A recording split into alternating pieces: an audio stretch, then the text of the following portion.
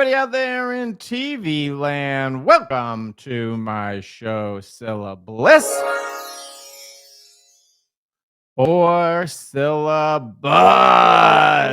I, of course, am your host, the fake professor. And here on syllaBLISS or syllabus, I take my nearly 2 decades of teaching college and apply the bizarre, unique skill that I developed over those 2 decades. And that skill is the ability to read between the lines of a college syllabus and let you know, based on the signs and signals that I see, if students can expect a blissful experience in that course or if they are just screwed. That's correct. Before we get going on today's syllabus, let me start with my disclaimer that this in no way is meant to be mean-spirited. This is all in good fun. These are just stylistic differences. We are only using syllabi that are already publicly available and in the public domain. And let me say that teaching college is a very, very challenging gig, particularly in 2025. That's true, particularly in 2025. So take that for what it is. So who are we doing today? What are we doing today? I am really excited today because we are doing, they are not considered an Ivy League school, but they are pretty close. So Georgia Tech, the technical institute in Georgia, in Atlanta, Georgia, I believe, highly selective, right? Georgia Tech Technical Institute, really prestigious school, almost on par with a considered part of the new Ivies, almost. So Georgia Tech, let's take a look. Now, we are about, we're like 10 to 15 episodes into this show. And if you've been watching the show up to this point, you know that we have only focused on intro to psych syllabi. Why intro to psych? Simply because, to start off, it is the class that probably the most amount of college students in America are familiar with. Everybody takes intro to psych. The classes are huge.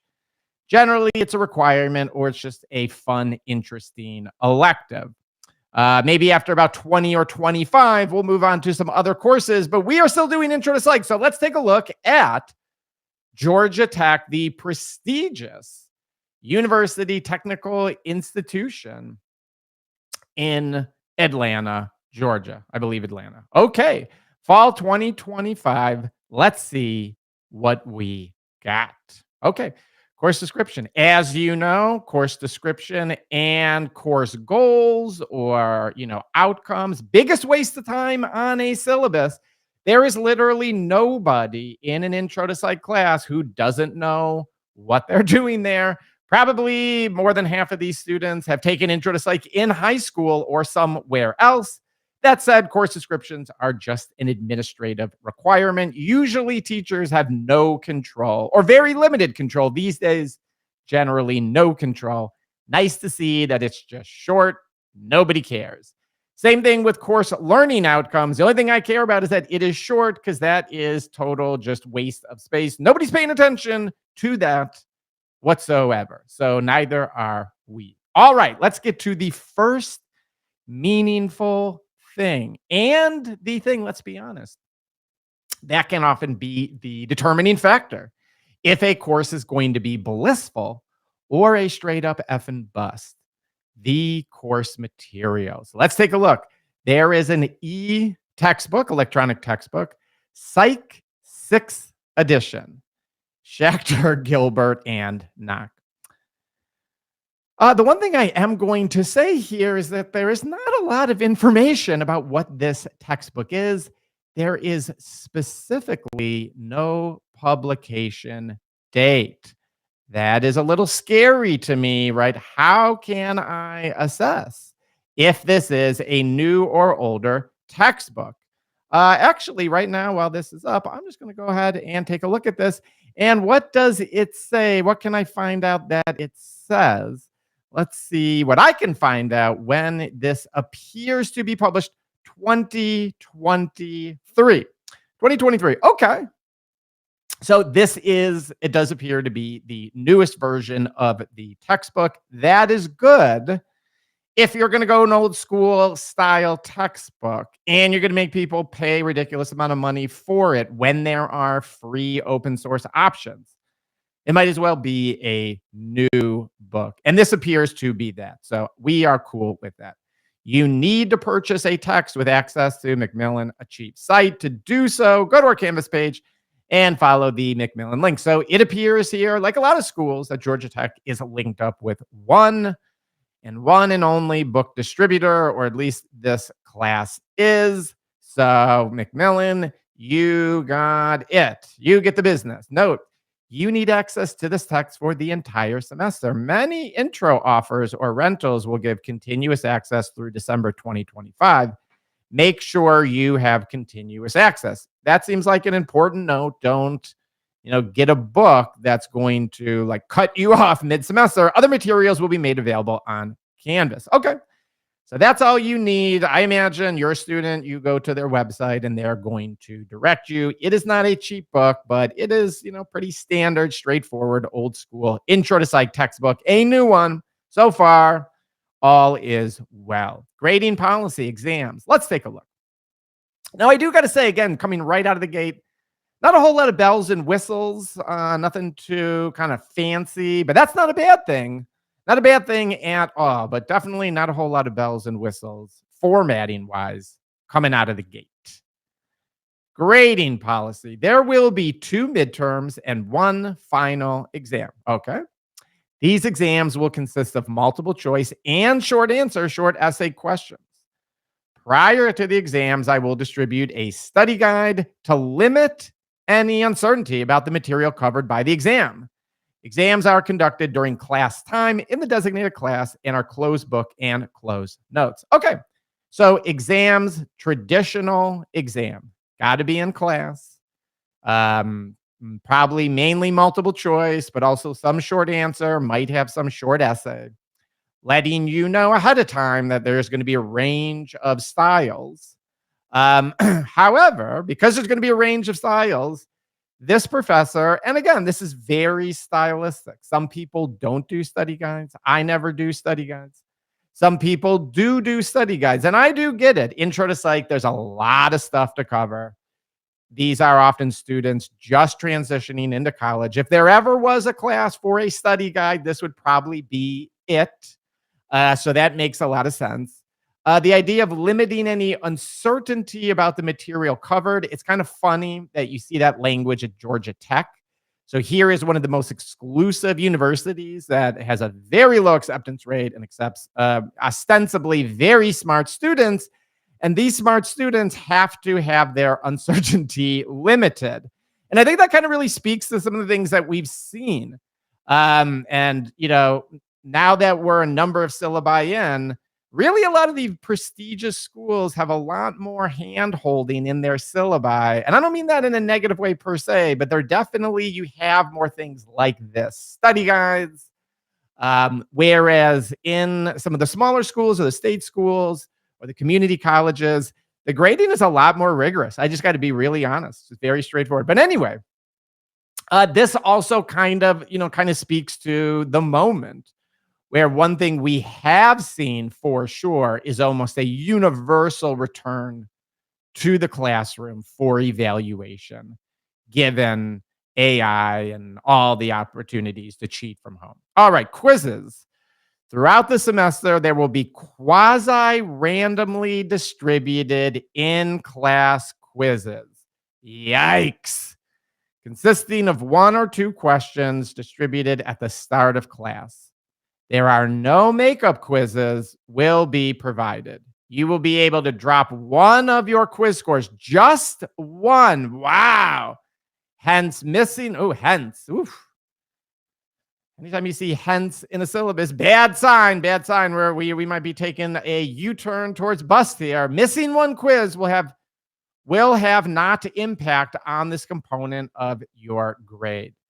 All right, there we have a grammatical error. That should say will not impact or will have no impact. Either one of those would be correct, but given that we are basically on the very first page of the syllabus, there hasn't been that much writing, and my assumption is that, these sentences are kind of, reused probably from previous syllabi. To see a grammatical error, that is not a good sign. We will have a minimum of 8 of these quizzes. Okay, we're going to have a minimum, but you're not saying the maximum. Quasi randomly, basically, I don't know what you're trying to tell students outside of basically, this is how we're going to make you attend class. There's going to be pop quizzes. Oh man, pop quizzes and intro to psych. You're not going to be a very popular professor. This is a really good way to just create a tremendous amount of anxiety and stress amongst your students, right? And again, this goes back to the environment that we're setting up, how we're treating these students. If you set up a syllabus where you are kind of telling students, I think you're going to cheat. This is all about making sure that you don't cheat. You're setting up this environment where students think, oh, the professor just assumes I'm a cheater. So I guess that kind of informs like their experience, how they're going to approach this. They're going to see us more like criminals. If you do this stuff like, hey, you're an adult, but I'm going to give you quasi-random pop quizzes, an intro to psych in college in a big lecture, meaning that you basically always have to be there. You can only miss one time before it starts to potentially affect your grade. Don't like it. Treating them like children. If you want to count attendance or something like that, make students want to come to your class because it's an exciting class. Do not treat them like children. They will act like children. Most humans will. End of chapter quizzes. At the end of each chapter of the text, you will answer a series of multiple choice questions covering the chapter. You may take these quizzes up to 4 times, and we will take your final score. I have no fucking idea what that's about. Let's keep going. And research experience. End of chapter quizzes, meaning he's using the quizzes from the textbook or from the textbook company. And here you go, folks. People that are worried about, generative AI putting exams or syllabi together. Well, guess what? The textbook industry has been writing quizzes and exams for students for the last 20 years. Here's an example of that. Generative AI would be infinitely better than for Yahoos and the textbook industry. Research experience. Everything discussed in this class is based on research findings. I doubt that. While research in psych is similar to research in other disciplines, the nature of the topic, thought processes, social behaviors, attitudes also poses special challenges to carry out rigorous scientific study. What? To gain exposure to research in psychology, you'll be asked to complete 4 credits of research experience. Okay, so as we talked about, Intro to Psych is the main source of human participants for research at university. So almost all of them have a research requirement. And this is that. But this intro paragraph indicating that psychology, based on the nature of the topic, attitudes, thought processes, and social behavior, poses that sentence makes me feel like this person is not a scientist and they're trying to sound kind of smart and complex, and they are not coming off that way. Unfortunately, I don't mean to crap on anybody. I'm just saying. Okay, let's keep going here. Research alternative. The goal of both. Okay, full details about fulfilling research are found here. Grade, weighting, and grade scale. Okay, there are 6 components of your final grade. Below are the component and associated weights. Okay, now here's the thing. 18 and 19-year-olds don't want to see algorithm weights, right? They want to see points or percentages, okay? I get what you're saying here, 0.2. I think you're saying 20%. So a fifth of your grade is midterm 1.